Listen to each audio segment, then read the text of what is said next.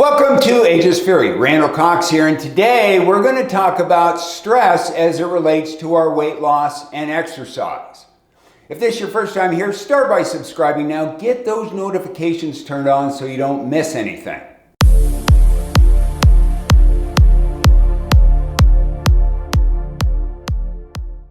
Now, managing stress can be one of the largest obstacles you face in trying to achieve your weight loss and exercise goals. Now, first, I want to define the term goal, because the reality here is, we're looking at a vision of where we want to be, but we're setting those goals because they're steps along the way to ultimately accomplish what we want to see is an end vision.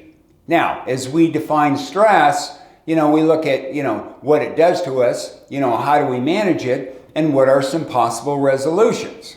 So here I am at age 60 and age 50. Obviously, you can see at age 50, there was something going on in my life that was causing, things to go a little bit sideways for me. And later in this video, I'm going to get into that and what was causing me, to carry a little bit of extra weight. Now, stress can make us irritated, overwhelmed, and out of control, which in turn takes a toll on our physical, mental, and emotional health. We can get stressed out just driving down the street. I mean, you've got traffic congestion, somebody cuts in your lane, you got people running red lights.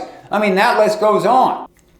Now, stress can cause headaches, depression, insomnia, increased risk of heart attack, high blood pressure, and low sex drive. It may be inevitable that, stress causes your appetite to increase. I mean, emotional eating due to stress is a quite common situation. So it's not uncommon to overeat when we start feeling that high pressure. Now, productivity in life as it relates, to your weight loss, your exercise and nutrition goals being met can be greatly affected by stress. We know that good nutrition and exercise are going to increase our energy levels and assist in making us more productive. When we look at lower stress leading to a better frame of mind, it makes sense that, this is going to help us cope with life stress as it relates to our jobs, our relationships, raising children as some examples.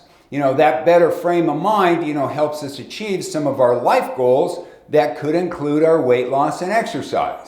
Now, if your body goes into an acute stress response, physiologically, your body needs to respond. And one of the ways it responds is by making poor food choices. Now, it's easy for overeating to become habit forming when the immediate go-to during stress times is food. Overeating can cause insulin to increase. It's going to cause our blood sugar to drop, causing you to crave more sugar, which of course we know that is the evil that we all need to avoid. Now, sometimes we have to manage other people's stress. There might be an individual in your life that, they've got high anxiety, they've got stress that gets passed down to you. Now, that could be a coworker, maybe it's a supervisor, maybe it's a spouse, to name a few. But now you have to manage their stress as well as your own. In these cases, it's easy to see why at the end of the day, you don't have any energy to exercise. Now, as I look back on my situation at age 50 and my stress levels, I turned to food as the remedy. Well, clearly that was not the best option as I started to pack on the pounds. Now, it's interesting to note that, at age 50 and 60, I maintained that same 5 to 6 day per week workout cycle. So even exercising, that many times per week, it couldn't combat the poor food choices I was making and all that overeating that I was going through. Now, my stress was brought on by some personal issues in my life that were just a little too dysfunctional to deal with all at the same time. These situations were eventually resolved and I was able to get my train back on the tracks. For me, there was a high intake of comfort foods like ice cream and pizza, that led me down the wrong path. And of course, the more weight I put on, the more depressed I felt, and I turned to eating more comfort food. Now, as these type of foods are loaded with high fat and high calories, it didn't take me long to put on those excess pounds. Now, knowing what I know now, a change to my shopping habits would have made a big difference for me. Having some restraint on buying poor foods to begin with is a great start, right? So, we look at making a choice, like maybe you go for a vegetable in terms of a snack food, right? That's going to make a world of difference for you. Now, this is all about finding, which lower calorie foods will fill you up and starve off those food cravings. Now, this might take some time, but trust me, this is time well spent to get you through these tough times. Now, fast food tends to be a go-to for many people when they're faced with stressful situations. Now, this can be a difficult habit to break if it's occurring 4 or 5 times a week. Now, on average, it's going to take, probably about 6 weeks to change a habit. So, you need to find the solution, that best fits your needs. I guess ideally would be, no fast food for 2 weeks would be, a good start. But I mean, if you can, reduce that 4 to 5 times a week down to 1, hey, that's a great start as well. You need to determine that goal, but most importantly, you have to stick to it. And I understand, look, that's easier said than done, but it's something that if you're going to get back on track, this is a must-do item. Now, Americans consume on average over 2 hamburgers per day, which is about 50 billion burgers per year. Okay, McDonald's alone sells about $50 million worth of food every day. So fast food is here to stay. It's fast, it's easy, and could be a big reason that you can't hit your nutrition goals. Now, when we look at some options to reduce stress, we start with exercise. This is a great way to reduce stress, but you need to set a schedule and stick to it. So if you choose to exercise 2 times per week, you've got to schedule it in and you've got to stick to that 100% of the time. Now, practicing mindful eating is also extremely important when dealing with stress and exceedingly difficult to adhere to on a continual basis when you're trying to change a habit. So we may need to take, small steps along the way to conquer that obstacle. Let's start by not making bad food choices when shopping. Let's follow that up with, let's reduce our fast food or cut it out. And then, hey, sugar, let's reduce it or cut it out. I mean, bad stuff, right? Now, this may take time depending on where you are in life. So, it might be like a 25% and then 50% and so on. But the key is you want to achieve one level and not look back. Okay, then you move on and you go to that next level and you complete that phase. Now, how do we manage that stressful situation? Well, first step is to define, the real problem and if a solution actually exists. Now, sometimes you have to face the reality that, hey, you may not be able to resolve something.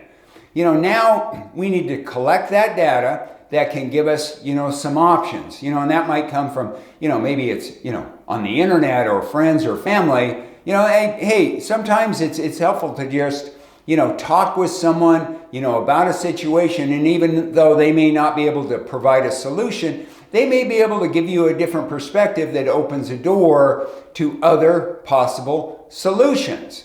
So from here, hopefully we have, 2 or 3 what would appear to be good options. Now what we're going to do is we're going to pick the best one. But I want you to keep in mind that, the decision that you make may not play out exactly how you wanted it to. And that doesn't mean it was a bad decision or even the wrong decision, because at the time that you made that decision, it truly was your best option that was available and you went forward with that. Look, we look back on decisions that we made, in our lives and we tell ourselves, well, I wish I would have done that differently. Well, this is how we learn from our mistakes. So don't beat yourself up. Just know that, hey, next time I'm going to approach a similar situation a little bit differently.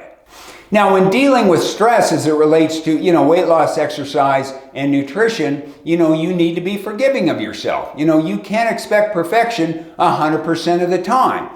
So don't feel, guilty about overeating or going off track. Look, this is going to happen.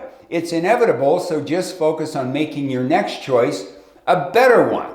The key is consistency. You take small steps that are completed along that way to an optimal end result, which is the vision that we talked about. The key is don't quit. You deal with that bad day and move on because you can't change the past. You can only try harder in the future.